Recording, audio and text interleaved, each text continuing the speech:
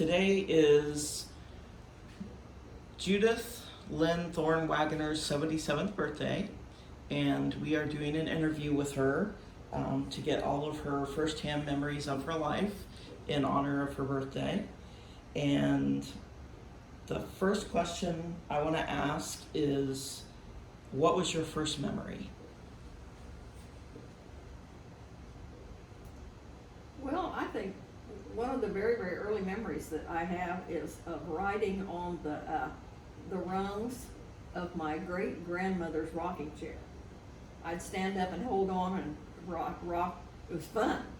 I remember that. And she died when I was really little. So I must have been maybe just barely 2. Grandma But Rotary? I have that, yes, Grandma Rotary. And she would rock hard. Mother always told me she would, she didn't just sit and just rock a little bit. She'd always rock. And I remember riding. I remember that sensation. I remember. Was the rocking chair similar to this one, or you don't remember? I remember. But I imagine it's a wooden rocker of some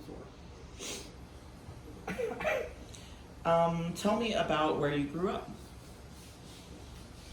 Well, I grew up in Lawrence County, Illinois, out in the country, about 5 miles north of Bridgeport, Illinois, where I went to high school. And Mother and Dad had early on when I was a baby, and we lived in a little tiny house in Petrolia, Millersville, Illinois. And then when he went into the service for World War II, they sold all of that and all their stuff, and Mother and I moved in with my grandma and granddad Ridgely on their big old farm. They had a 100-acre farm out in the country there from Lawrenceville, Illinois. And we lived there for 2 years while Daddy was in the service, and had a great big bedroom. I remember one thing that happened there. I remember the situation. I remember seeing it. I remember how it felt. They had it was a big old farm home. It was a beautiful area, beautiful place, and but they had these big tall windows like they would have in a bedroom back then, and apparently it wouldn't stay up. So Grandma had taken a baby powder container, or my baby powder, I guess, and stuck it in there so the window could be open, but yet, it would stay up. And I went in and pulled it out. And it came down on my hand or my fingers. I don't remember what it did to me, but I know it hurt, and I remember that situation vaguely. And then you want to know what it was like when I started growing up. Is that what you're saying? After Daddy came home, they bought 40 acres of land from the Greenlee family, John Greenlee family, I think, and it was an old farmhouse, had a big old front porch on the front of it, and it was kind of an unpainted thing, and it was real old. Somebody had put corn in it, had been used as a corn crib or something. Anyway, they bought it, and they cleaned it all up, and I remember going over while they were doing all that. I was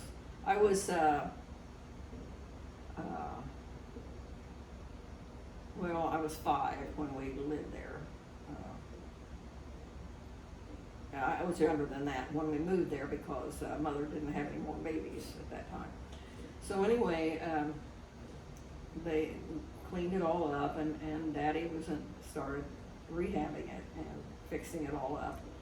And I remember the front porch. We had a porch swing on the front porch. It was a big old front porch. And I don't remember too much about it. I was pretty little. And then, of course, Daddy continued rehabbing that house for the next 60 years. He was always remodeling it and always changing it and always making it. It was a lovely home. He fixed it up really beautiful. And but he was always doing something to it, he built on a room in the back, and made a bathroom back there and enlarged a kitchen, moved the kitchen from where it was originally, and made a big nice kitchen, and put a little porch on the back, and it was really nice. And there was an upstairs, and he put a beautiful stair railing, a beautiful railing on the going upstairs to the. It was open. He opened it. It had been one of those closed, you know, where you had a door and go up on steps. And so it was always real pretty. And then I used to love to play outside. We had an old cistern, and Daddy built what Mother called her wash house, and she did use it for that when I was a little kid, before she had an automatic washer. And he had a concrete floor in it, and it was a nice little building. And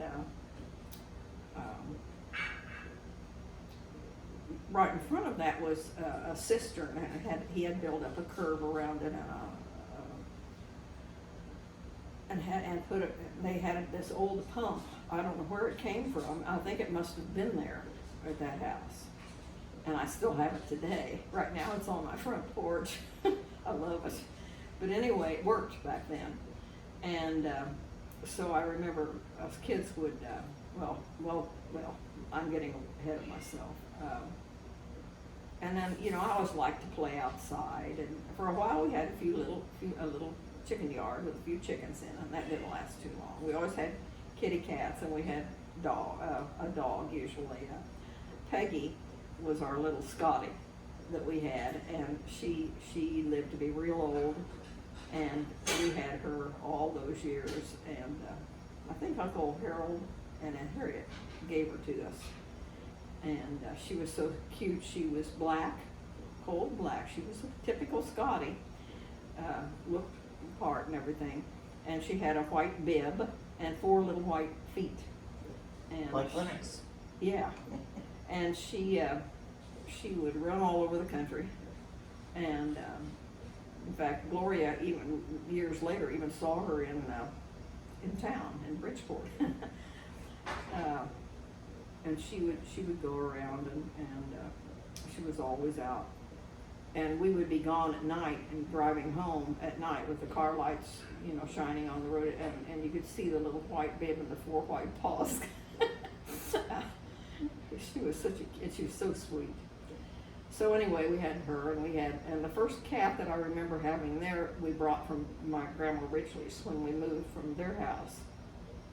I loved their place. It was a regular farm. I have to tell you about that too. But anyway, and her name we called Pussy.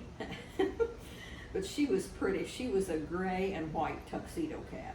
She was really a pretty, and she must have had 150 kittens through the years. And but anyway, we had her for a long, long time.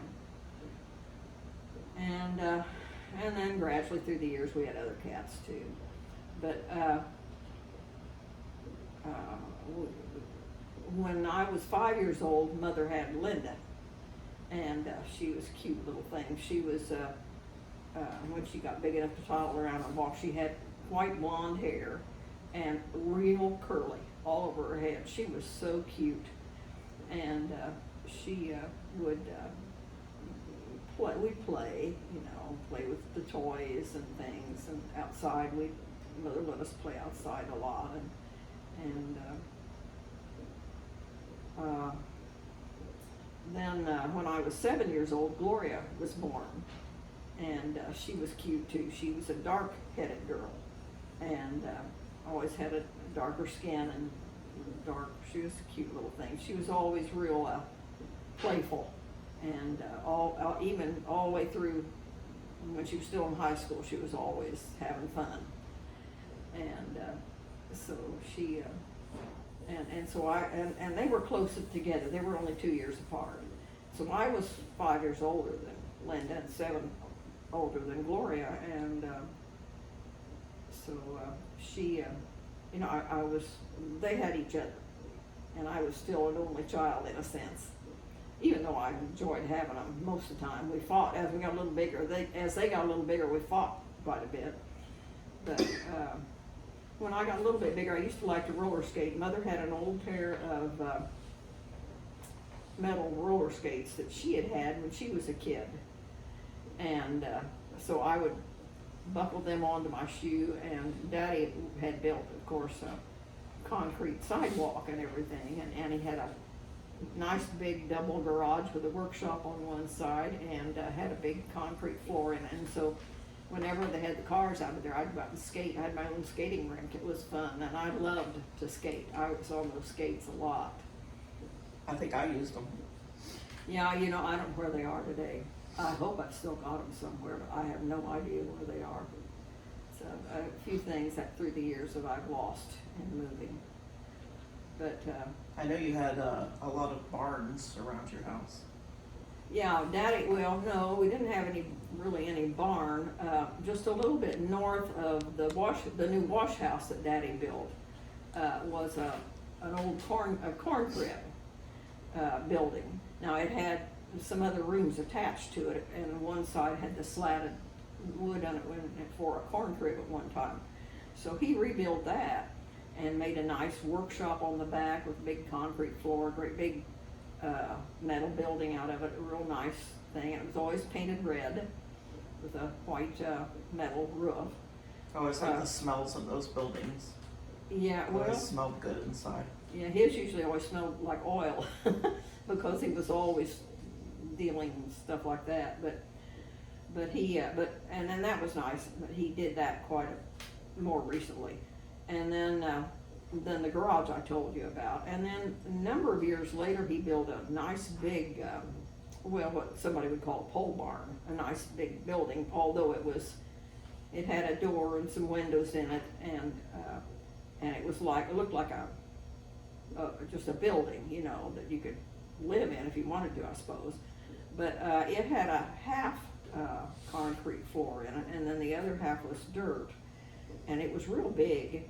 And the part where the concrete floor was, he built another workshop. So he had a workshop on the east side of his, the south side of his garage. And he used to weld a lot. He had a welder in there and everything. And then he also had a big workbench in the garage, and a lot of storage area in his workshop out there. And then the workshop beside the wash house was on the north side of the property, and it was nice size, but it had originally been that corn crib, although he had completely rebuilt it. You know, you'd never know.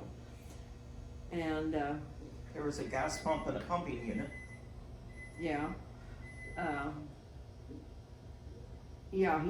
he invested and bought his own. I guess it's called a pumping unit, and he had a couple of oil wells drilled through the years on his property, and We've got a picture they all of produce. Dad riding one of them. Oh, really? They Pumping unit. they produced a little bit of oil. Wasn't anything a lot, but and they had a couple of big tanks out there, and in the back, it was all in the back, way out behind that new barn that he had built. And It was Lennox before, now it's Justice giving inspiration. He's a sweetie. And then that had a flare connected to it way back when I was a kid. You know, there was a big Texaco refinery in Lawrenceville, and you could see that from our house, even though it was 10 miles across the country.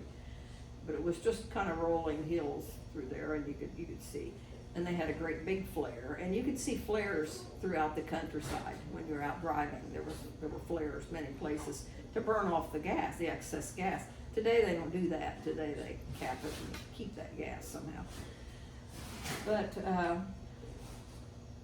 and then a pump jack had a jack on it, which in fact I think Daddy built that, and it would pump, you know, the oil into the tanks, and then periodically they'd come in a big truck and take it out, and he had a little saltwater pit out on the north outside by the road. Dragonflies would fly over it, I remember. Oh, really?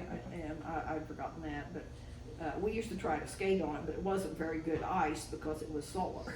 but but it was small. But it was still nice, like having a little tiny pond.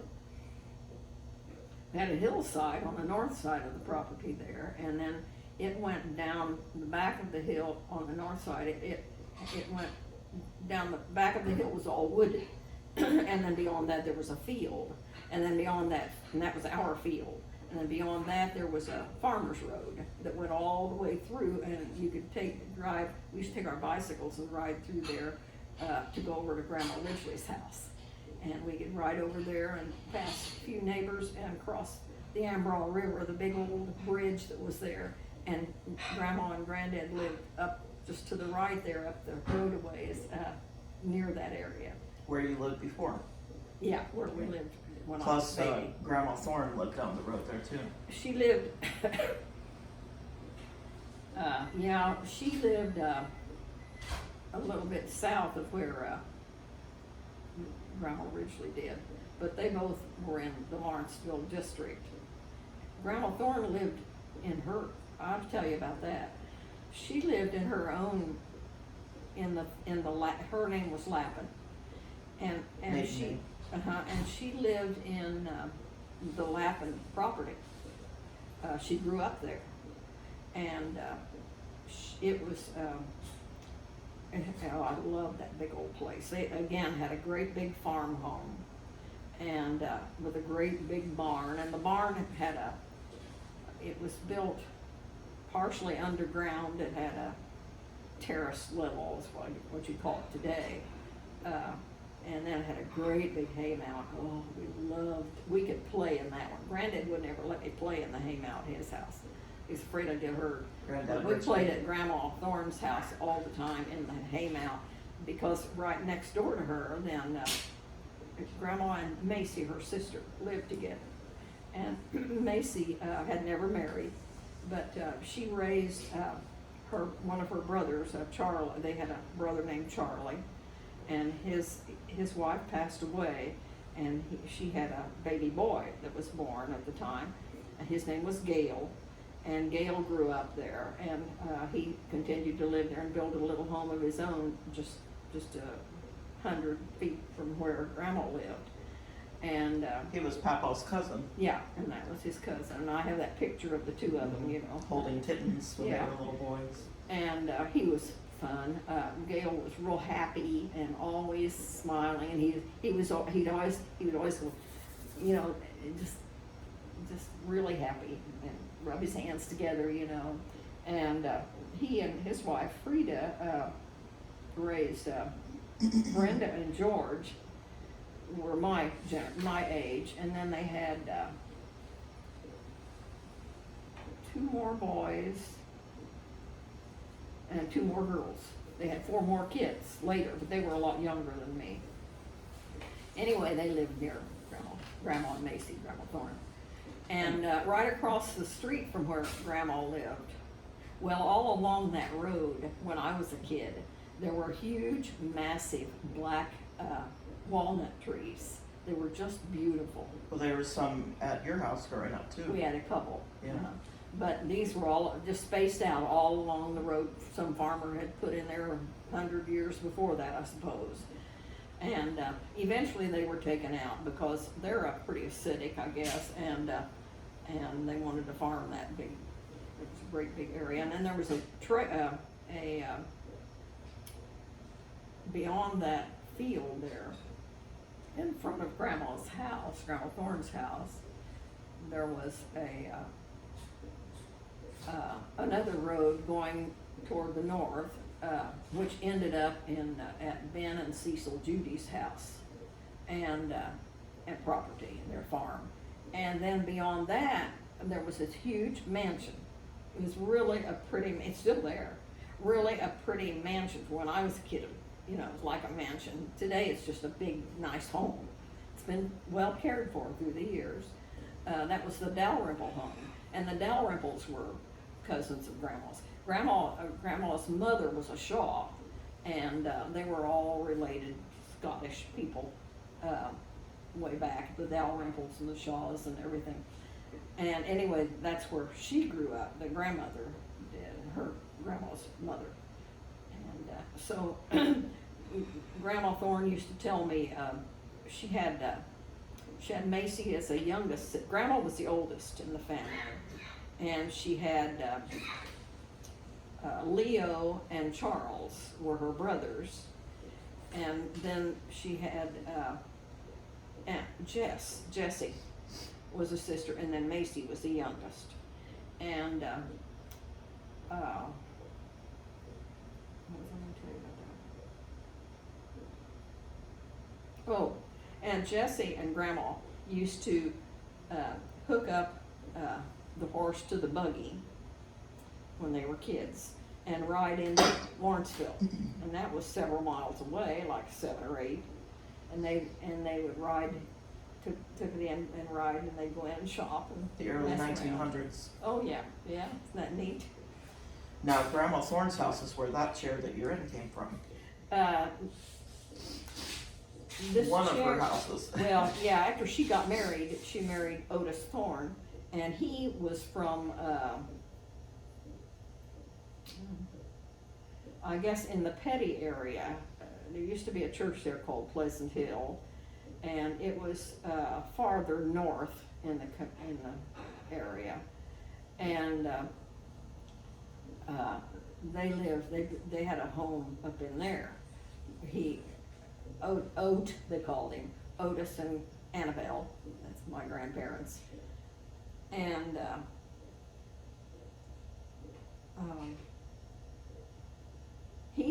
Granddad Thorne died before I was born. He had appendicitis, and he died before I was born. And then when I was just a little girl, like 2 or 3, Daddy's youngest brother, Grandma and Otis and Annabelle had 4 kids. They had Uncle Harold first, then they had Aunt Helen. She married a Brookhart, and then they had Daddy, and then they had Estes, was the youngest, the baby of the family. And after Granddad Thorne died, he was living at home there on that farm in the Petty area, and with Grandma. And then he got drafted into the Army in World War II. And so he had to leave, and so she moved in with Macy, because the great-grandmother, Lappin, Grandma Lappin, my grandmother always called her Mom. It was so sweet. She had passed away by that time. She was real old. And so Macy was living there by herself, and so Grandma, she was living at home with Uncle Harold and Aunt Harriet at that time, and in her home. So then, and Uncle Harold and Aunt Harriet continued to live there all those years. Now, that was a fairly new home, though, where Otis and Annabelle lived then. It was built, I think, in the early 20s, maybe, because their original home, which was back in the field, maybe a mile, burned. And when Daddy was just a young kid. And so they didn't get too many things out of there. It burned real fast. I think this chair is one of the only things they say. Yeah, that's what I was going to say. Yeah. This big old rocking chair was rescued from that burning house. And there are a few little odds and ends, dishes and things that they had got out, that I got a couple of those things. And so anyway, and it's a big old sturdy rocking chair, that's for sure. So anyway, now getting back to the Ridgely farm, which was, they all went to Fairview Church. They all knew each other, my grandparents and everybody.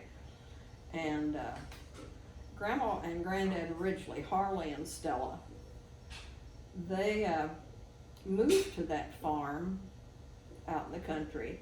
Well, they were married in 1911, and they lived in Lawrenceville for a while and places like that. And they lived a place not too far from Fairview Church for a while when Mother was born, I think. And Which was quite a large congregation at that time. Yeah, it was. There It was was a big, a picture of Yes. it when we used to attend there. a lot of people there. Yeah. And it's sad because today Fairview Church belongs to some family that lives there. Now it's sad. But anyway,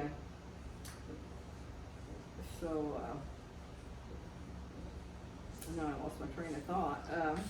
Where Oh yeah, they Estella lived in and Harley were Lawrenceville. living. And Mother went to grade school in Lawrenceville. And then, She was the oldest child. yeah, she had a brother, Uncle Wayne. Younger. They had 2 children. And so, Granddad at that time worked for, at the refinery. He drove a team of horses, and we've got a picture of him doing that. At that time, when Mother was little tiny kid. And then, he decided he wanted to be a farmer. So he bought this 100-acre land, and they moved out there. And, that's where they lived all their lives. And it's beautiful out in there. And, it was, not too far from, that river.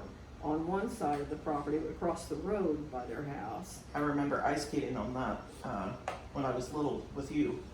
We walked through the woods and I would sort of ice skate, not with ice skates, but with my boots. Yeah, and that When was it was backwater. frozen. Backwater. We Yeah. never got on the water moved pretty swiftly. It was a pretty good sized river. And I used to always love to go down to the bridge. Grandma and I would take walks. When I was a kid, I think I spent almost every weekend in my life when I was little at my grandparents'. Grandparents Ridgely. Yes. Yeah. And she and I would take a lot of walks, and of course I helped her. She always raised chickens and sold eggs and things like that. And she also, Granddad had a big herd of Hereford cattle, and he raised pigs, and he farmed. He farmed in the fields. And Grandma raised the chickens, and she milked the cows. They always kept Jersey. yes, Jersey cattle. Yeah. And they were so pretty. And they had a big white board fence around their barn and across their driveway from their house. And I used to like to sit on that fence and pretend I was a cowgirl. And the cows would come up to me, and I'd pet them, and I'd admire their long eyelashes and their pretty big brown eyes, and they were so pretty.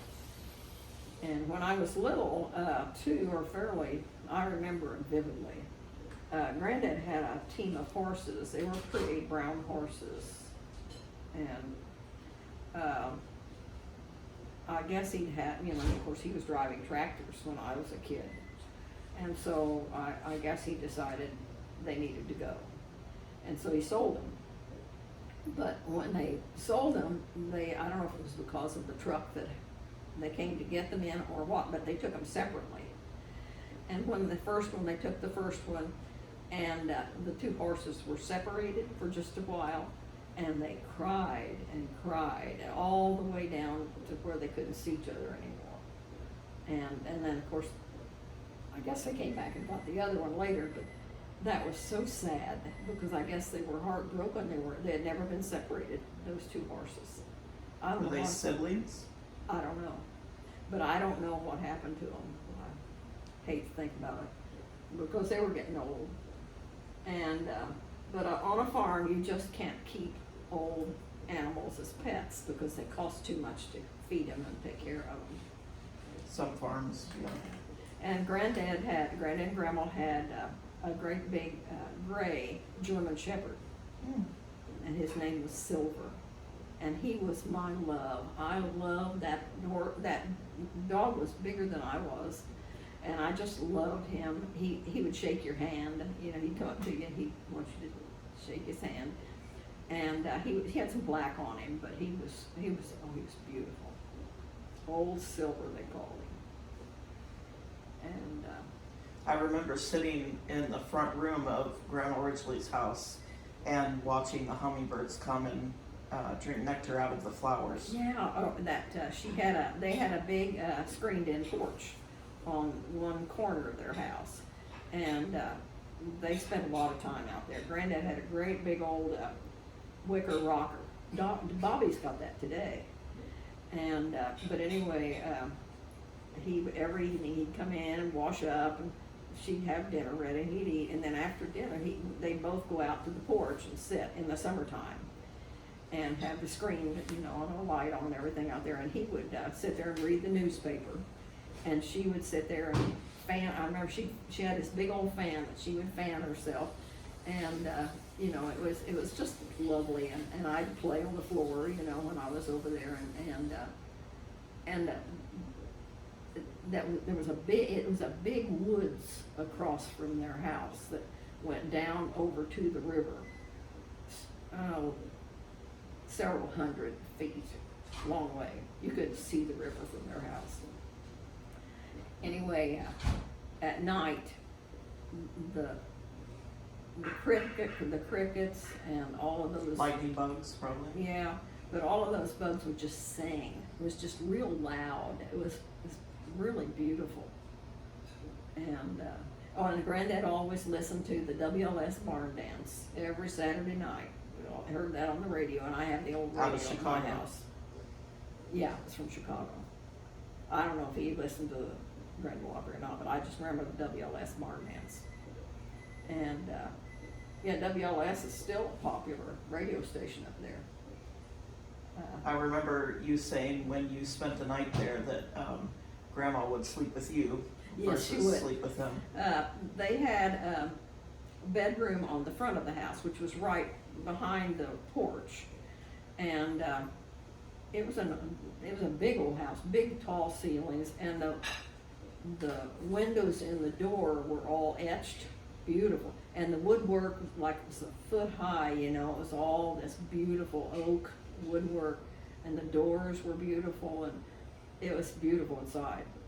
Big windows, and there was this front living room or front bedroom, and they had a bedroom set in there, of course, and I don't know, maybe when Mother was at home and when I was a little kid, what today was the kitchen was her bedroom, Mother's bedroom. It was a big room, and then probably Uncle Wayne maybe had this bedroom, I don't know, when he was a kid, and then their kitchen at that time was a little tiny kitchen off the dining room, and they still that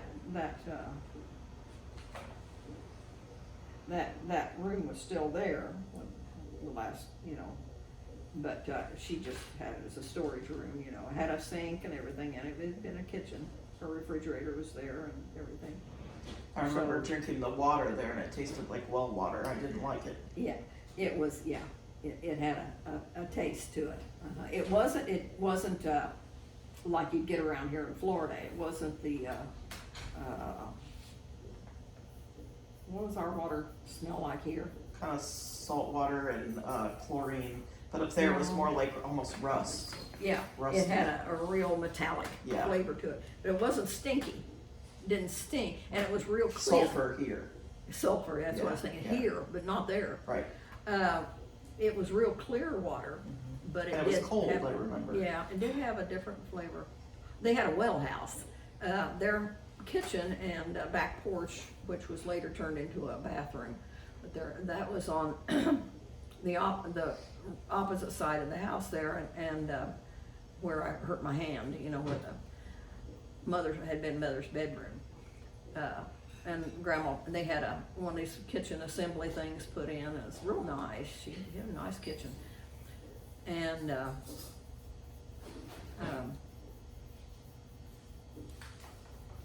the chicken house, they had a big brooder house and a small chicken house. No, I guess. And I used to like to help her go out and gather the eggs. And then they had a little wash house just right off their dooryard there in the back. And talk about the basement having a smell to it. that it had a basement in it, and that's where she separated the milk, the cream and the milk when she did that. It had a milk separator or cream separator down there. And that's where she kept her eggs until she took them. And I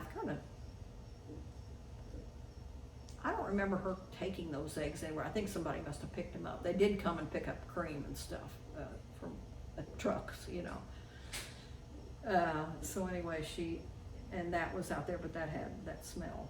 And it had been a smokehouse, and when you went into it, it smelled like the hanging meat, the salty smell of hanging ham smells good. And it always smelled like that, but they didn't use it that way when I got older. One other memory I had of Papa's house, so the Thorne house, probably before the one burned, was the ghost story. Remember that? Well, yeah, but we weren't there. That was long before right. I was there. But it's a memory of Papa's family. That's kind of interesting. The kids, they all sleep upstairs, Daddy and Uncle Harold and Estes, I suppose. I think Helen had a room up there too, and from what Daddy told me. And they had, they thought it was a ghost because they would be, messing around or talking or sleeping or whatever, and then all of a sudden they'd hear what sounded like a big snap, and that'd scare them to death. They were just scared to death of that sound, and it came, they never knew when it was going to happen, but it came, a lot, I suppose, at night, maybe, I don't know, but they thought they had a ghost. And if I remember correctly, Papa said they could kind of communicate with it, with the snaps. Oh, really? They would go over by the stairs at night, sit at the top of the stairs. Yeah. And, snap twice, and it would snap twice back, or really? something like so that. Then if I remember correctly. He must have said that. I didn't remember that. He must have said that. I think that's about as far as it went. But. Yeah. That house was a big, nice home. It was new in the 20s. That was the one that had burned? No, this was the new one. Okay. And they had electric lights. And Daddy was born in 1915, and he was just a kid there. It was probably in the 1920s, and it was a long way from town. That was a real rural area up in there, and so they didn't, that petty area, and they didn't have electricity, much of them, but they had electricity at their house. They had a wet battery room in their house, which powered all the electric lights and everything in their house. And so they always had electricity.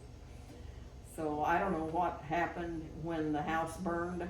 They said it started in the flue, or in what they call the flue, the chimney. Right. And, or maybe it was something like that, I don't know. But anyway, it burned. But it was a nice big home. And my grandfather was a farmer, a big farmer.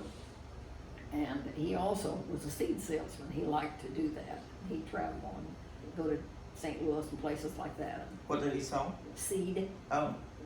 And they have people do that today, and he did that then. And so anyway, and there was a school right across from that new house that they built called the one that I went to, the house. Yeah, I think it was called Flatiron School. And Daddy went to school there, and Robert went to school there. See, and Helen, Daddy's sister, married Ivan Brookhart, who was also from that community. His parents lived in there, and they had a little place, a couple different places. Ivan was a farmer, and then I don't think Donnie ever went to that school. Maybe, but they had two boys, Robert and Donnie, and. Robert was he was 2 years older than me, and we were always good friends. They visited a lot. People visited a lot back then, and at least once a week we'd either be up there visiting them or they'd be down visiting us, and then we'd see each other on Sunday down at Grandma's house, and it was just that type of a family. So it was wonderful, absolutely wonderful. You didn't have smartphones back then. No, and so.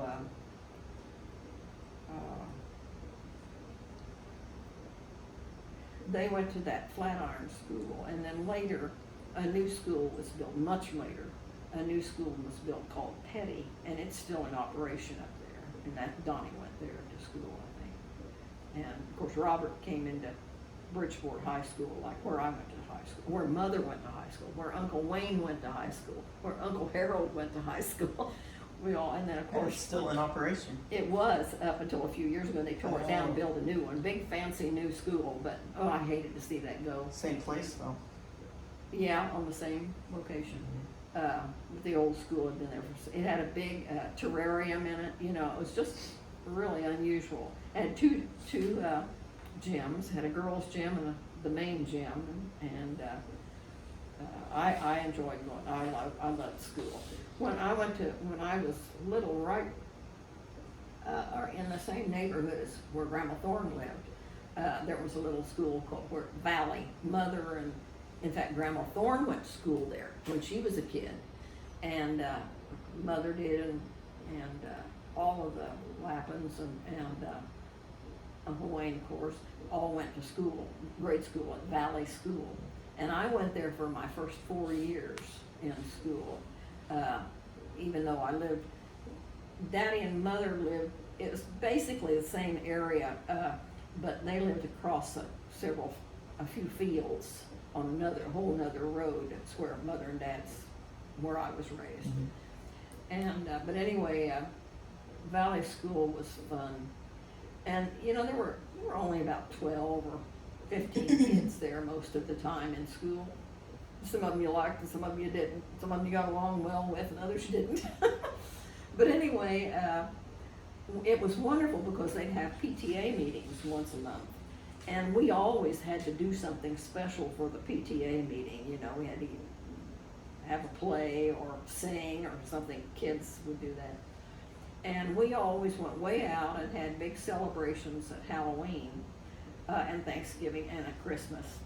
And at Halloween, it was fun. We would decorate the inside of that school. I mean, it was in farm country, so we would go out and get fodder shocks from the fields and hay bales and things. What are fodder shocks? It's when they cut the corn, if you cut it by hand, not with these big machines, but if you cut it by hand, you cut it down close to the ground, and then this big tall dry corn stalk is there. You get a bunch of them and tie them together. You see them in pictures. Tied together, they look like a little teepee, you know, a big teepee. And we would get those and decorate the schoolhouse, and then the teacher, she or he, whichever one it was, would always allow us time to draw pictures and make ghosts and witches and all this kind of black cats, you know, and decorate the windows and had the corn stalks and stuff. And it was really fun, and we'd always put on a program of some sort at that PTA meeting. And then all the neighborhood would come though. It was, I mean, my Parents were very grandparents, involved, yeah, and my grandparents always came. Unlike Everybody today. else's parents and grandparents came, so it would fill the school. It was not that big of a school. But anyway, and I remember one year, one of the teachers was real creative, and he built a great big spider web outside. There was kind of a little, they could park in the school ground. We had merry-go-round and stuff like that out there, and outhouses, a couple of outhouses, boys and girls out in the schoolyard, and so he built a big spider web, and they put a great big old spider on it and fixed it so that when a car drove in, it would land on the windshield. You know, it was cute. That's great. And I remember there was a entryway in that school. It was built up on a few steps, concrete steps, and there was an entryway, and when you walked in there was a great big container for water, and it was a water fountain. You know, you didn't have to dip or anything, you know, it was modern, you know, at that time. And then on either side of that was a cloak. On one side there was a cloakroom where you'd hang your coats, you know, and store your lunch boxes and everything during the day. And then on the other side was a real nice library. I loved that place. I was in that library all the time. And they had a lot of nice books in there. It had a big globe and things like that. And then at the back of the big classrooms, just one big classroom, at the back, and with chalkboards and things, but at the back, and then of course they had one row of all windows in there. But at the back of that school, there was a great big furnace. You know, it was a big old silver monster, you know, and that's how they heated it with, I think it was oil. And so it was really a unique experience. I'm so thankful that I got to attend school in a one-room schoolhouse. Yeah, me too. And you learned. And there was only generally throughout all my 4 years there were only 2 of us in my class, me and Dickie. Bless his heart. He came from a poor family, and he was ornery. Oh, he was ornery, and he was always cussing, and he would get spanked almost every day of the year for cussing. I often wonder what happened to that guy, that kid. But anyway, and we were the, I started being the youngest of the group, but we were there for 4 years. And George, I told you, Grandma Thorne's nephew, who lived down the street from her, he was 3 years older than me, I think. And he was one of the big boys back then. And I remember once we walked back to the Chafee. What's a Chafee? Well, that's a good question. It was a stream. It went way back in the field, back behind where Grandma Thorne lived. And we would go back there occasionally and play. There was, we ran all over that countryside. Nobody cared. We were safe. But anyway, we walked back there, and George and That's sweet. I think Henry Aldridge. Henry was my neighbor. Sweet. Henry was raised across the road from me, and he was George's Thurman's age. son. Yes, his dad was Thurm. They used to farm for Papaw, and they walked back there and took us back there. And I remember going through grass that was way above my head. Of course, they were, it probably came up to their chest, but they were taller than us, and that was exciting it was like being in, The jungle. I guess, yeah. And, but anyway, went back to that it was a little creek. And then, Fairview Church was really nice. We had a lot of people went to church there too that came from Petrolia, which was another little town.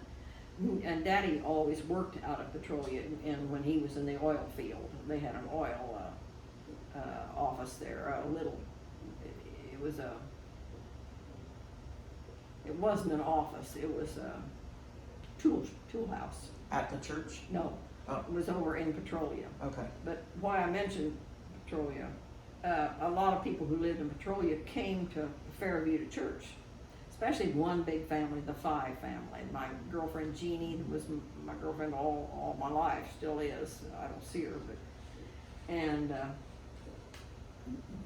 they had a big family, and they were all related, all the cousins and everything. But they were there in our church. We had a pretty good sized congregation, and I had a piano, and I remember a few times we had a choir, but not usually.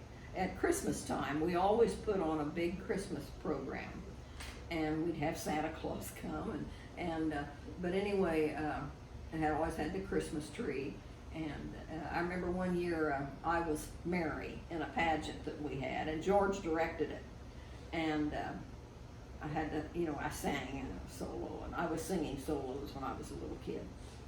And of course, I was in high school probably for that, maybe, I don't know. But anyway, I was married there, and Linda was married there. And Gloria then was married at the Presbyterian Church in Bridgeport. That's where Jeff her husband at the time, had always gone to church there.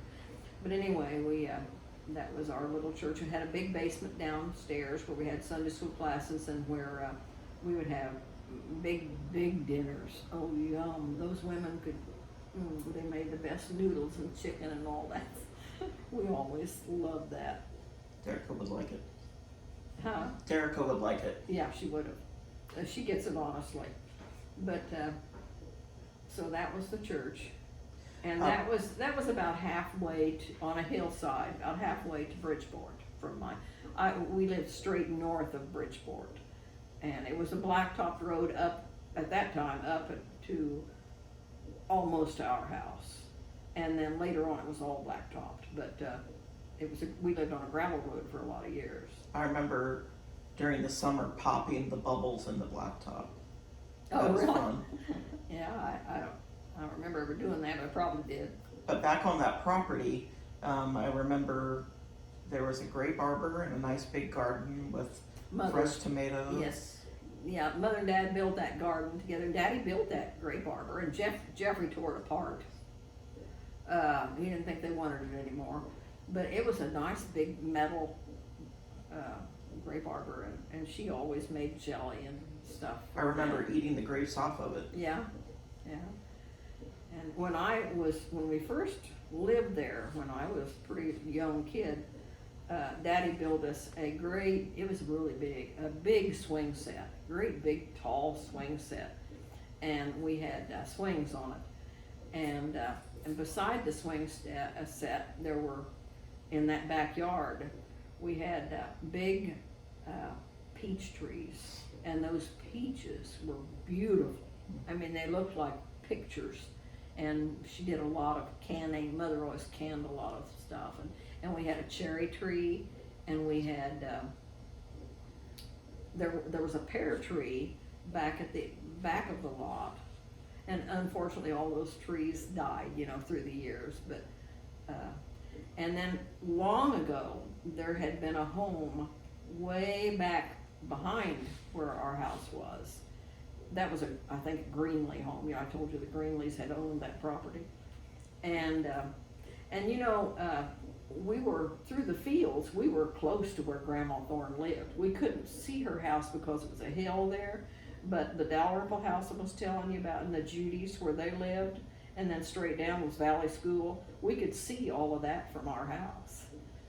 Especially when the crops weren't growing. Yeah. And so what crops did your parents raise? Usually always corn and soybeans. That was They pretty much raised. surrounded half of the house, and then the other half of the house was the woods that you like to go down and Well, yeah, explore. it was a small woods on the property. I'm so thankful for that woods. I absolutely adored that woods. I cried when Darwin sold it all. I could have just, but anyway,